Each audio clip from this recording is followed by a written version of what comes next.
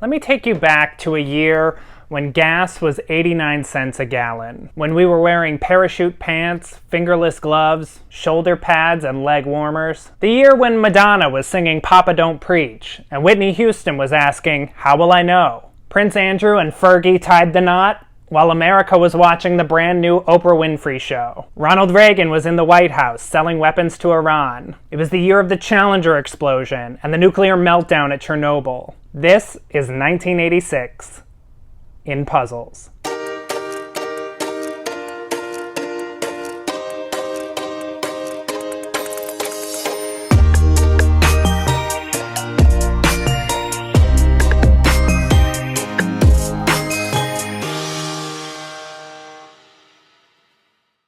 Hi, I'm Dan and this is Puzzle File. July is my birthday month, so as a little birthday celebration for me, today we're going to be taking a look at puzzles from my birth year, 1986. Because I wanted to know, what kind of puzzles were we doing the year that I was born? What were the brands? What were the trends? A little disclaimer before we get started, this is not meant to be an exhaustive look at what was available in 1986. I'm not a historian, so what I'm going to be showing you is puzzles from 1986 that are still out there today, puzzles that you can find images of on the internet. I don't remember 1986, so for those of you who do, if there's anything in this video that I got wrong or wasn't complete, please let me know in the comments and I'll definitely put a correction in the description. Most of my information is coming just from a cursory Google search, as well as from The Jigsaw Puzzle by Ann D. Williams. What I'm not really going to be showing you today is what was going on with kids' puzzles. I'm just not super interested in kids' puzzles. They're usually just images from popular media franchises at the time, and that's what was going on in kids' puzzles in 1986. I'm also not going to really be looking at adult puzzles that were marketing for media franchises, because the purpose of this video is really to be looking at what was going on in jigsaw puzzles, not looking at the broader pop culture of 1986. And finally, I'm going to be showing you the puzzles that I think are really cool and interesting, so just know that there were plenty of super boring landscapes and baskets of kittens, and we don't need to look at all those. But I just don't want you to get the impression that all of the puzzles in 1986 were super cool and interesting. They weren't. This is clearly one of the nerdiest videos I've done so far. So let me tell you about a way to keep the learning party going, Brilliant.org.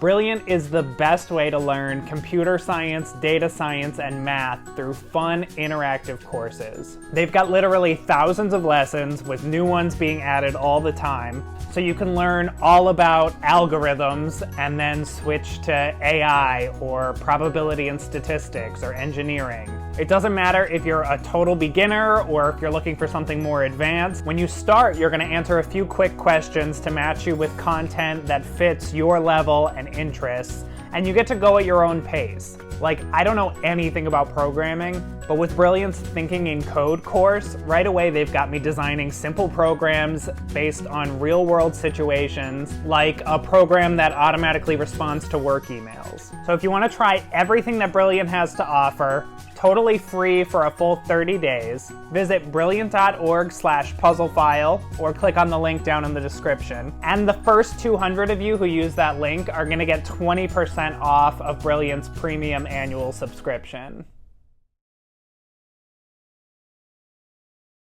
A lot of the big brands from 1986 are still around today. You had Ravensburger doing puzzles in Germany. Ravensburger had been doing games all the way back to the 1880s. In the 1960s, they started doing puzzles. By 1986, they had not yet achieved the reputation that they have today, and they weren't using blue cardboard yet. When you look at their puzzles from 1986, they're not very interesting, honestly. Two other companies that were active in Germany in 1986 were Schmidt, making some fine puzzles.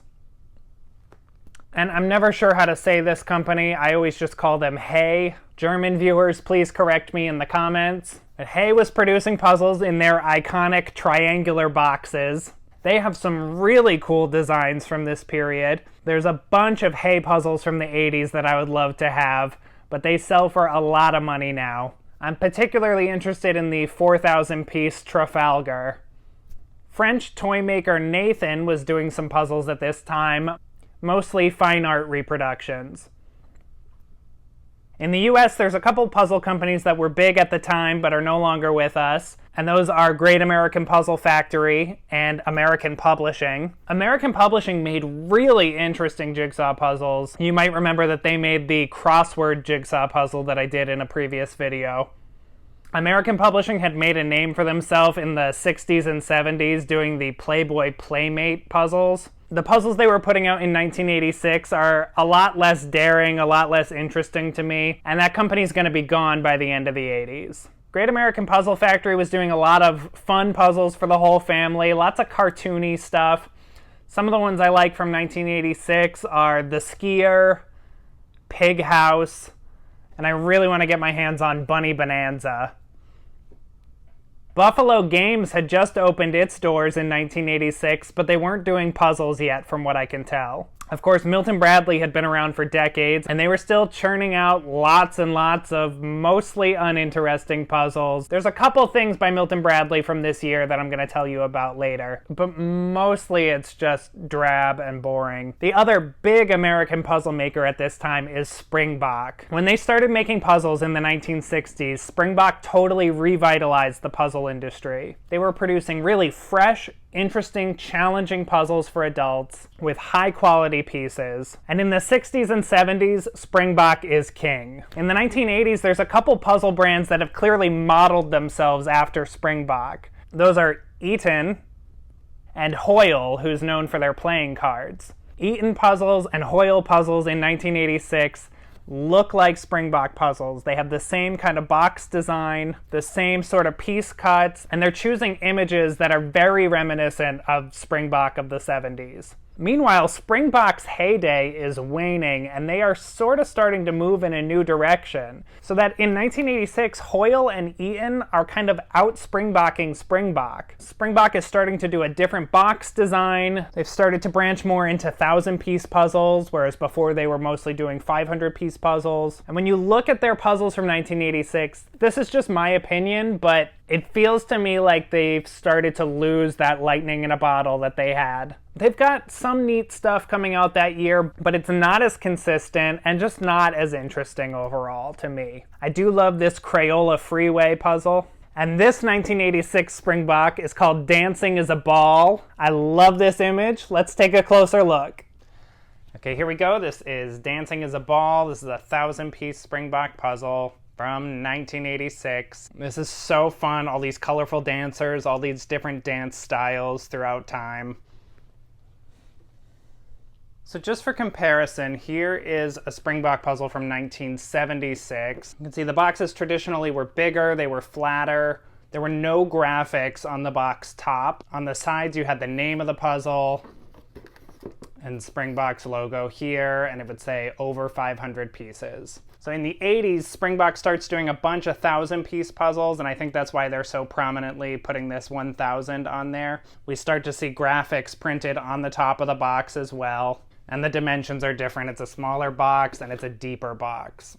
The back of the box still really looks like a traditional Springbok. The vintage Springboks always have some kind of poem or information or something printed on the back. So this one has this great poem that mentions all the dance steps, and then this little guide that tells you which dance steps are in here. It starts from the waltz and goes all the way down to break dancing. Dance is changing constantly as fashions rise and fall. But one thing never changes, that dancing is a ball. So I'm not going to be solving this puzzle today because I have a couple other 1986 puzzles that are weird and wonderful that I think are going to knock your socks off. As you can see, whoever I bought this from left it solved in the box, so I'm just going to take it out and put it together so we can look at it. But also, how great is this? We've got Springbok shirts. Springbok puzzlers put it all together. If anyone has these shirts, please get in touch with me. And they're advertising frames for your puzzles. And they have a cardboard puzzle caddy that comes in 3 different sizes with an order form. There's also this sheet showing a bunch of their other puzzles. Now this actually shows some puzzles that are from later than 1986. So this is either like a later printing of this puzzle, or this got stuck in here and it wasn't originally with this puzzle. Oh yeah, see, this is dated 1988. And there's some interesting ones on here. Like, I like this Jungle Birds. The Weather Vanes is pretty cool. I've done this one with the parasols. That was really fun. But mostly I just feel like Springbok kind of lost their way in the 80s. It's just not as exciting as what they were doing earlier. Okay, now just out of curiosity, I'm going to take a piece from this puzzle. There's a piece from the 1976 puzzle. And here's a piece from a current Springbok puzzle. And they look pretty much the same. Like, not much has changed over these years. But let's check the thickness.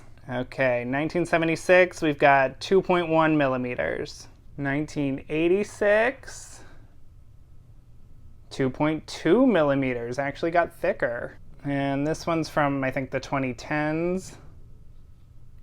1.9, just a little bit thinner now. But they're all roughly the same size. They still have those Springbok shapes, really consistent over time. Okay, let's put this together.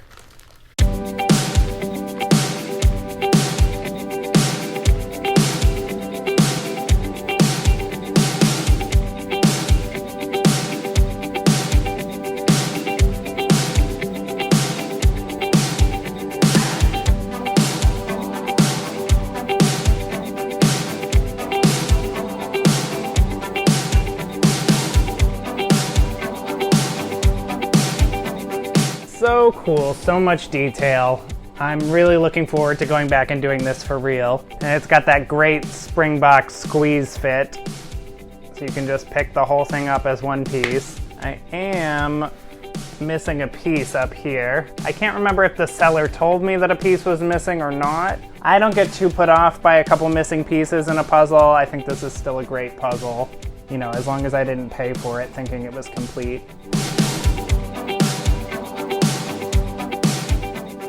So we talked about some of the big brands of that year, but let me tell you about a few lines of puzzles that came out in 1986 that I think are pretty interesting. A company called the Alaska Puzzle Company put out a line of puzzles that year. As far as I can tell, this is the only line of puzzles they ever released, was this one run in 1986, and it features all animals and landscapes from Alaska. Honestly, I like these images, but I think they would be better as a coffee table book or a calendar. They're kind of drab, blah images for puzzles. The best one is probably this one with the puffins, because it at least has a little bit of color. So again, while I like the images, I'm probably not going to be buying any of these. From the late 80s to the early 90s, Harvey Hutter and Company was doing these fun illustrations of city skylines and maps. And in 1986, they released a line of puzzles featuring American cities. Although they continued selling prints and other merchandise into the 90s, I think, from what I can see, the jigsaw puzzles only came out in 1986. Charles Wysocki might be the most ubiquitous artist ever in jigsaw puzzles. And according to one source, over $10 million of Charles Wysocki puzzles were sold in the 1980s. People just can't get enough of his old New England folk art style, and they are really fun to puzzle. They were my favorite puzzles when I was a teenager. So in 1986, the Wysocki trend is already in full swing. His puzzles are being put out at this time by Milton Bradley. And what's interesting when you look at his puzzles from this year is that his style is a little looser. I feel like most of the time, when I see a Wysocki, I know that's a Wysocki, that's a Wysocki, that's a Wysocki. Wait a minute, Jane Worcester Scott, how did you get in here? But the puzzles from 1986 have a lot more variety and include some images that I would not have guessed were from Wysocki.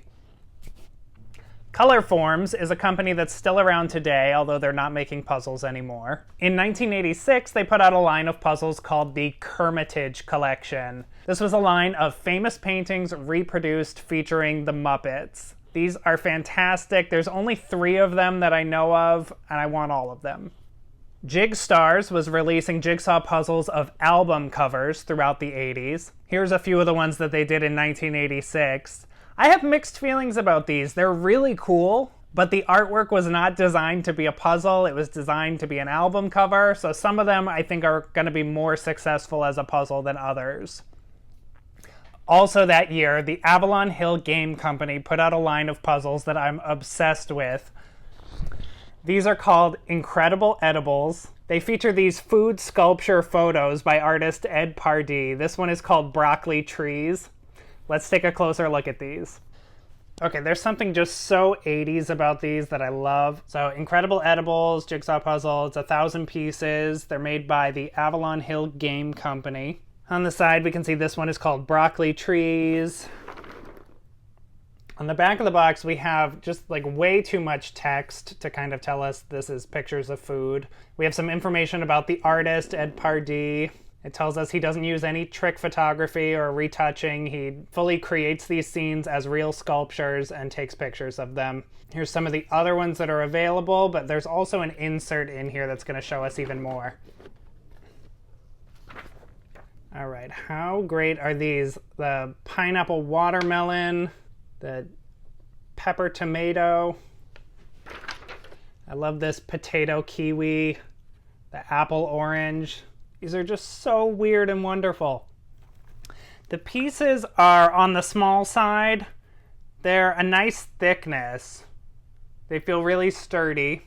And the quality of the photo is not super sharp. So that might make this a little challenging. All right, let's dump this out and build it.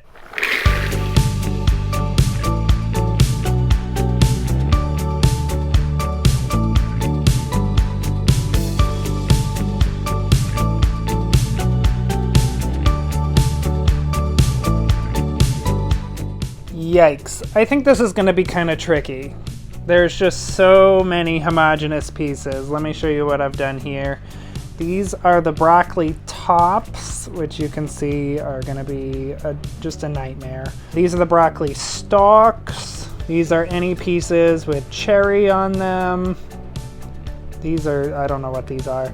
This is where the broccoli meets the sky. These are just plain sky. There's so many pieces of plain sky. There's so many pieces of the ground that all look the same. This is the horizon line. And then these are the edge pieces, which are either ground or sky. So I'm gonna start with the cherries. Those seem like they've got the most to work with. And then maybe from there, that'll help me to fill in the broccoli tops. Take a look at our picture. See if I get the cherries done and kind of laid out where they go. Then maybe I can fill in between them, get the stalks done. Yikes. I don't think this is gonna be easy. Well, here we go.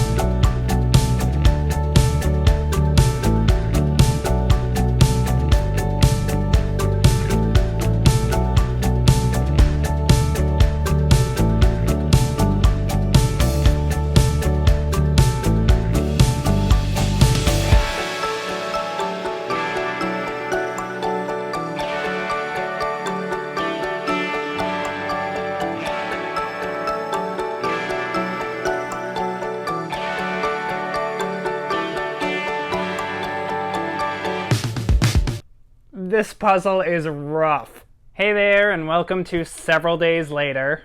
It's been long hours, very slow progress, very tedious. I managed to struggle through getting the ground done, and then I've been working on the broccoli tops, and that has just been a nightmare. And I haven't even started working on the sky yet. I'm gonna go ahead and put this one to the side for now. I'm not gonna pack it up. I do want to finish it. But it's the kind of thing that I'd want to work on little by little over a couple weeks, and I need to get this video finished. We can definitely put this in the category of an interesting picture that doesn't make a great puzzle. And looking at the other Incredible Edibles designs, I think they all kind of have the same problem. What makes them so striking is that they're just a really simple object on a really plain background, and that makes them not a lot of fun to do as a puzzle. And all the pieces are the same standard 2x2 piece shape, which just makes it even more difficult. But I have some other cool stuff that I want to show you, so let's put this to the side and we'll continue our journey through 1986. Okay, here's just a few more interesting and notable releases from 1986. Springbok and Eaton, who we talked about earlier, each put out a puzzle for Halley's Comet, which passed through the inner solar system in 1986. The Eaton one is really cool, but looks super challenging. The Springbok one is probably a lot more fun to do. There were puzzles put out to commemorate the wedding of Sarah Ferguson to Prince Andrew, and also puzzles for Queen Elizabeth's 80th birthday, including this wooden one by Wentworth. Milton Bradley put out this Rubik's Magic puzzle, which I really had to dig into because I have a couple other Rubik's jigsaw puzzles. The ones that I have are very interesting. They each have a different little gimmick. But this one from 1986 is so bizarre. It's double-sided. One side has a picture of these colored rings. The other side has the same rings, but they're linked together. The image is super boring, and it doesn't seem like there's anything else going on with this puzzle other than that it's double-sided. So looking at it, I'm like, why is this Rubik's branded? Why is it called a magic puzzle? There's nothing to this. Finally, while looking into it, I think I found the answer. That same year, Matchbox put out this puzzle toy called the Rubik's Magic Puzzle that appears to function a little more similarly to a Rubik's Cube. You fold it and twist it into a different shape and try to get the image lined up correctly. So it looks like Milton Bradley took that same image that's on that toy and just slapped it on a puzzle and put it out. It's terrible. I hate it. It just feels like they were trying to cash in on the Rubik's Cube fad in the laziest way possible. A company called the Underground Jigsaw Puzzle. This is a really cool company that I'd love to do a whole video on, but most of their puzzles are super expensive to get now. In 1986, they put out a line of mystery puzzles. As far as I can tell, it's just these three: Pictures Don't Lie, Who Trashed the Super, and Tiger Tiger. These are just 100 pieces each. It's a little jigsaw puzzle that then helps you solve a mystery story. I love the boxes for these. I think the artwork is super fun. And actually, it's interesting because mystery puzzles weren't really a trend yet. It wasn't until 1987 that Bepuzzled started putting out their mystery puzzles, and they really sparked a big mystery puzzle trend that continues through the 90s. Another interesting release that year was a jigsaw puzzle game called Jagger, and really this is just a box set for speed puzzle racing. The game comes with several puzzles that you get 2 copies of, so that you can race your friends and family to see who can complete the puzzle the fastest. I've got one more little oddball line of puzzles to show you. These are the Woody jigsaws. These were put out by a couple different companies. So mine is from Japanese company Dom Space Design, but you'll also see this same concept from a company called Waco. These came out in a bunch of different designs. I got the geese, and there's a lot of unique and interesting things about this puzzle and about how it's packaged. So let's take a look at the box and I'll show you everything. Okay, the Woody jigsaws, these really are kind of their own thing. This one is called Geese. It's got a picture of geese on it. This is all information about geese, sort of scientific information about where you find them and their behavior. The text is a little weird, like maybe there's kind of a bad translation going on and some spelling problems. Flipping it over to the back side, we get a look at some of the other designs that they had. So you see they're all really simple. They all have a really basic picture on them and a title, and then a little bit of text about the subject. We've got Chitty Bang Bang, a wheat field, zebra. I really like them. They're so weird and wonderful. I would love to have all of them. So to open the box, you flip the whole front down. And the first thing you're going to notice is that the puzzle comes pre-assembled. This one is still wrapped. Before we look at the puzzle itself, it comes with this little bag of accessories here. This isn't explained or described anywhere on the packaging, so I'm not exactly sure what this is all for. Definitely we've got some hanging brackets, I guess so that we can hang it on a wall, but then there's like a piece of foam and a string and something in this metallic pouch. I can't tell what that is. So that's all a little bizarre. On to the puzzle. So the puzzle itself appears to be cut out of sort of a wood panel. It's not at all similar to other wooden puzzles. We'll get a better look at the pieces once I open it. It's 504 pieces. Right away I'm noticing there's a lot of pieces that are just background. And in the interest of getting this video made in a timely fashion, I might keep some of those sections together and just do the image. Which I know is cheating, but spending hours and hours on this puzzle is really kind of outside the scope of this video. Okay, the pieces hang together really well. So you can see the back is the unfinished wood. The front has some kind of, I don't know, laminate or veneer on it. That's a little bit of a fancier looking wood. And definitely looks like 80s wood paneling. The pieces are fairly thick, and I'm going to try to take the background apart in sections. It's actually really not easy to separate these pieces.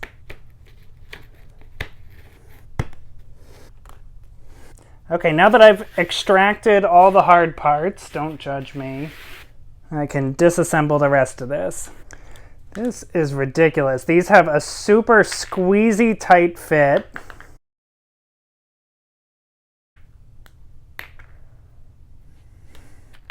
Okay, that was ridiculous. It took me so long to get these pieces apart. I will say the pieces held up really well considering how I had to muscle them apart. None of them broke or anything. But it's weird because puzzling is already such a ludicrous waste of time. Like, buying a cut-up picture so that you can reassemble it is silly. But then buying a cut-up picture that you have to take apart so that you can reassemble it, that's really a whole new level of unproductive. All right, so these are not fun to disassemble, but let's see how I like it going together.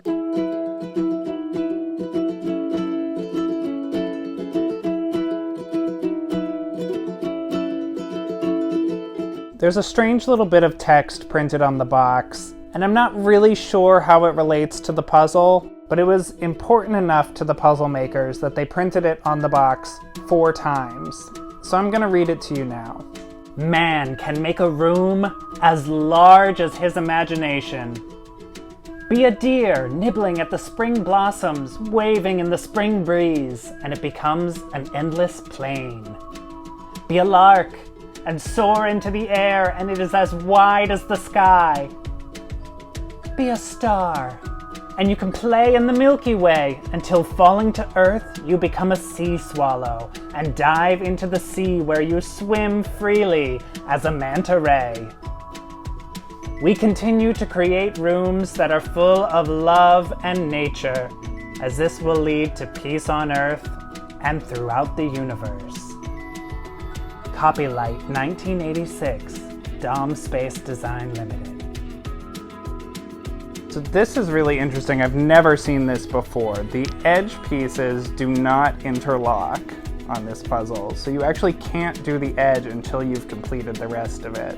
The piece shapes are so similar that it's really going to be a lot of trial and error to get these into place.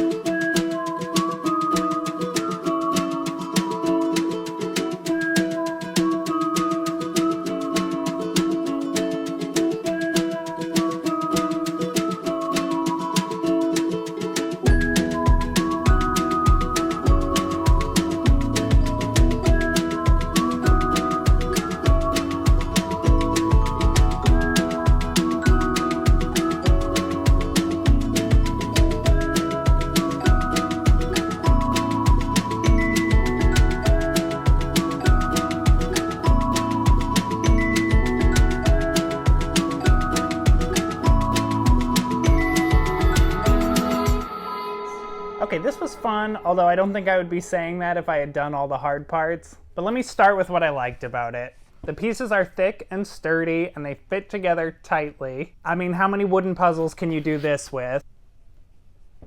I love the picture. It's so strange, kind of because of how mundane it is. Like, it's geese. It's just geese. Things I don't like about it, so much empty space. Again, I think this would have been miserable if I had tried to do the complete puzzle. The image is kind of flaking off along the edges of the pieces. This was still sealed, so just from me taking it apart and putting it together once, it's showing a lot of wear. And I think my biggest problem with it is how difficult it is to disassemble. Like, I really don't want to spend another 30 minutes taking this puzzle apart again, so I probably will keep it together. I might hang it up somewhere because I do think it's pretty funny. So overall, I find these really interesting. I don't think they're totally successful, and that's probably why we don't see any wooden puzzles today that are made this way. But they're a really interesting relic from 1986. So I hope you all enjoyed this little look at the weird and wonderful puzzles from my birth year, 1986. I showed you a lot of puzzles today, so let me know down in the comments which ones were the best and the worst. Also, what eras do you think had the most interesting puzzles? Let me know, you might see a future video about it. If you liked this video, I hope you'll consider subscribing to the channel. I'm gonna get back to working on this broccoli puzzle while I quietly weep, and I'll catch you all next time.